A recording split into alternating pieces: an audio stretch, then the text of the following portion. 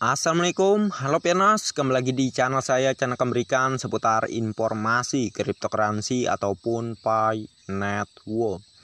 Sebelum saya melanjutkan, jangan lupa tekan tombol like dan subscribe-nya, dan jangan lupa juga aktifkan notifikasi loncengnya agar setiap saya mengupload video terbaru ke depannya, tentunya Andalah yang akan lebih awal menerima notifikasinya ya. Oke, sahabat pioner semua, di sini ada sebuah informasi penting ya tentunya, yang harus benar-benar kalian simak sampai dengan selesai, jangan di skip agar kalian semua tidak gagal paham ya. Ini ada kaitannya dengan apa yang saya nyatakan di video sebelumnya ya. Saya akan menjelaskan ya mengenai kenapa Picoin itu sangatlah pantas berharga tinggi ya, bahkan bisa melebihi dari harga konsensus global untuk nilai Picoin ke depan ya. Oke, langsung saja disimak ya. Sebelumnya ada sebuah komentar dari yang namanya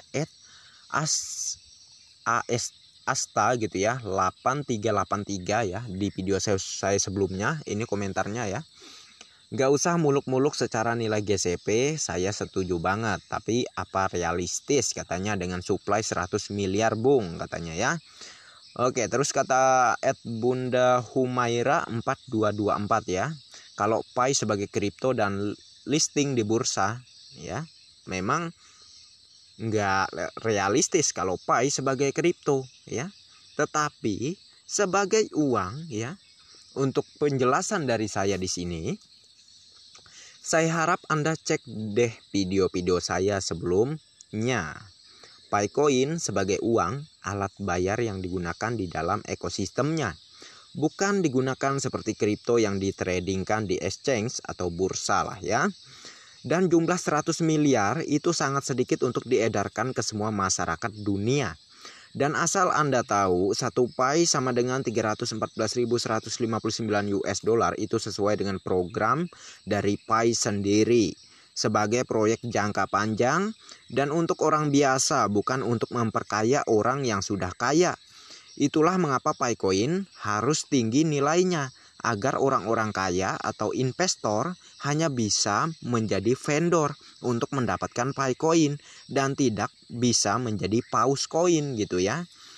Karena nilai Picoin yang sangat tinggi, semoga dipahami ya. Saya yakin ya,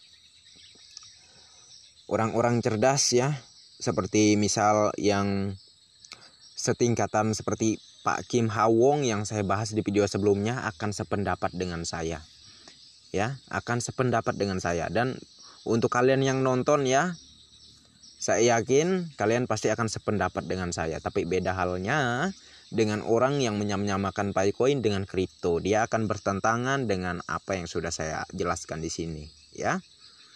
Picoin itu sebagai uang ya, digunakan di dalam ekosistemnya ya, sebagai alat bayar. Ya sudah jelas ini ya. Picoin sangat kecil kemungkinan bisa terdaftar di bursa atau exchange ya. Karena apa? Ya sebagai alat bayar tadi, sebagai uang lah ya. Kalau misalnya bursa atau exchange di luaran sana itu tidak terdaftar di dalam ekosistem Pi, maka Picoin tidak akan bisa masuk ke sana ya. Picoin hanya berlaku di dalam ekosistemnya saja ya. Di dalam ekosistemnya sangat luas. Untuk dunia ada Pitogo untuk Anda jalan-jalan keliling dunia membayar dengan Picoin. Ada marketplace, ada P-Bank untuk Anda menukarkan Picoin Anda ke uang fiat ya. Ada P-Exchange, P-Exchange-nya pun ada ya.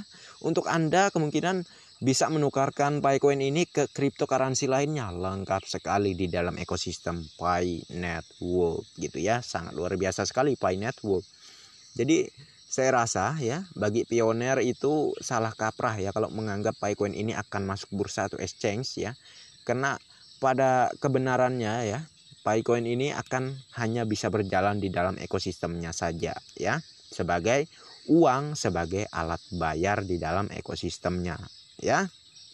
Itulah mengapa nilainya akan sangat tinggi ya, bahkan nilainya akan lebih tinggi dari konsensus yang sudah disepakati oleh China. Kalau pioner banyak misalnya menggunakan nilai konsensus dari Amerika Serikat, yaitu 1 juta US dollar untuk per satu Picoinnya ya. Itu tidak menutup kemungkinan kalau misal ya, kalau misal Pi saat bertransaksi Pioneer itu menggunakan nilai tersebut ya, kebanyakan menggunakan nilai tersebut karena pihak core team akan menghargai nilai yang sering ditransaksikan para Pioneer ya. Kalau nilai terbanyak yang sering Pioneer gunakan saat bertransaksi, maka nilai itulah yang akan menjadi nilai awal Picoin di awal open mainnet ke depannya ya, kurang lebih begitu. Nah, kalau misalnya untuk pencairannya ke uang fiat Bang, apa enggak inflasi? Oh, caranya gampang cuy ya. Tentu ada batasan ya. Tidak akan inflasi. Ada batasannya untuk pencairan Picoin ke uang fiat ya. Malahan ya, visi dan misinya ke depan bukan Picoin yang untuk dicairkan ke uang fiat, tetapi uang fiat lah yang pengennya itu dicairkan ke Pi Network gitu ya. Orang-orang berbondong-bondong untuk mendapatkan Pi Network, bukan berbondong-bondong untuk mendapatkan uang fiat ya. Karena Picoin ini kurang lebih sudah seperti uang yang digunakan untuk antar negara ya. Bisa membeli barang apapun antar negara ya, bukan di dalam negeri, bukan di dalam satu negara, tetapi di semua negara ya. Nah, itulah hebatnya Picoin sebagai uang untuk seluruh negara ya. Tetapi untuk Indonesia masih pembatasan ya. Indonesia masih bertentangan dengan program yang ada di Picoin atau Pi Network ini. Tetapi tidak menutup kemungkinan Indonesia juga akan mengikuti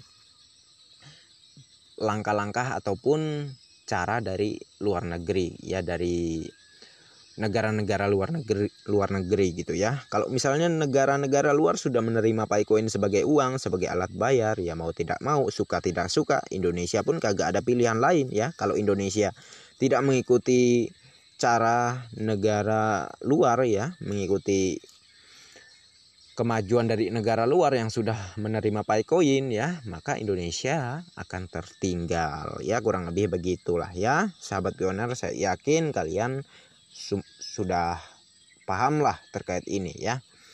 Setidaknya di sini saya hanya ingin memperjelaskan sejelas-jelasnya lagi aja gitu ya, agar yang mungkin yang baru-baru bisa mengerti gitu, bahwa inilah program dari Picoin ya, untuk orang biasa, bukan untuk orang kaya, atau maksudnya tadi yaitu bukan untuk memperkaya orang yang sudah kaya ya. Orang yang kaya itu hanya diperbolehkan menjadi vendor ya, menyediakan barang-barang yang ingin dibeli para Pioneer, atau menyediakan ya itulah barang-barang lah ya maksud saya. Kalau mereka ingin membeli Picoin nggak bisa ya, nggak bisa karena nilainya yang sangat tinggi ya. Salah satu cara untuk mereka mendapatkan Picoin ya sebagai vendor ya, kurang lebih begitu sahabat Pioneer ya. Investor itu ya sebagai vendor ya, kurang lebih begitu ya. Jadi semoga ini dimengerti dan dipahami, semoga bermanfaat informasinya, dan silahkan share video ini ke sosial media manapun yang kalian punya ya, agar banyak pioner-pioner yang teredukasi dengan baik ya.